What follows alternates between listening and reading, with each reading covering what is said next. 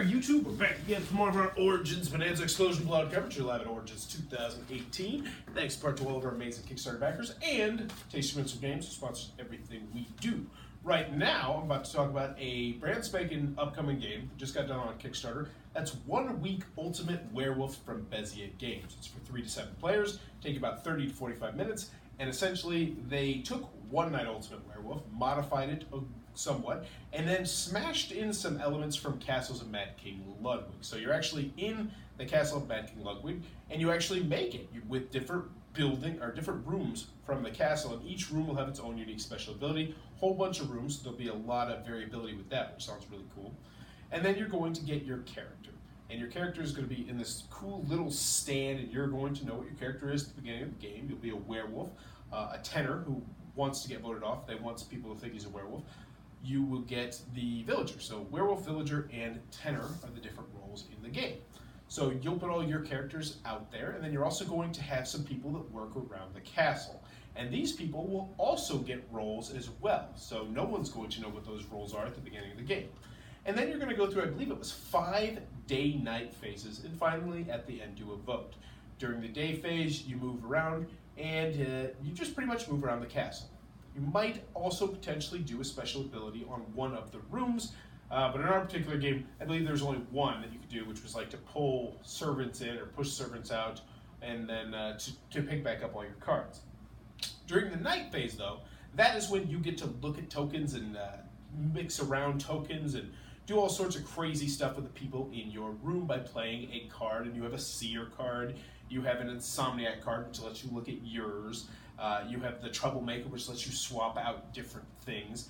And that felt very familiar too with the rest of the game. But there's also like a really interesting area control to the game. Not control, but just area spatial element of the game, where you had to be in the same room in order to interact with the people to do the things you wanted to do with the other people. So that added a really interesting element to the game. So in the end, what did we think?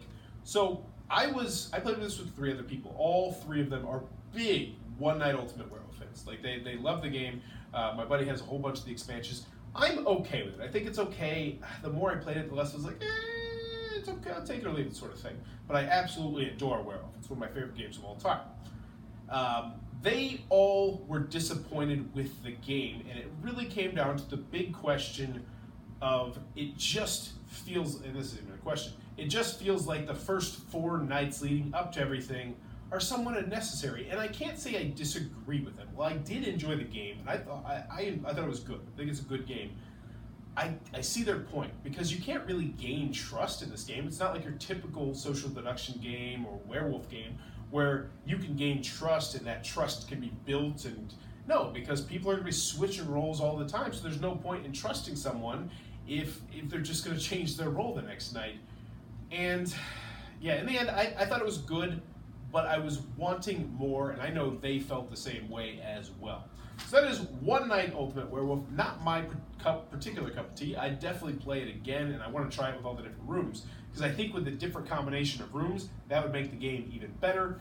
But cool stuff, a lot of cool ideas, but didn't quite click with me on the first place. That is One Night Ultimate Werewolf from Bezier Games. It looks like it might be a cup of tea. Be sure to check that one out. If you're enjoying this Origins coverage, please be sure to click on that subscribe button down below. In the comments below, let me know, what was your worst class in school? What was your worst class in school, Brandon? Money and banking. Money and banking. The worst. I was English and geometry. So geometry, I was terrible. I failed 3 times. In English, I've always been a really good speaker for the most part when I really try. But grammar, terrible regarding grammar. But let me know in the comments below, what was your worst subject? And as always, thanks for your time, YouTube.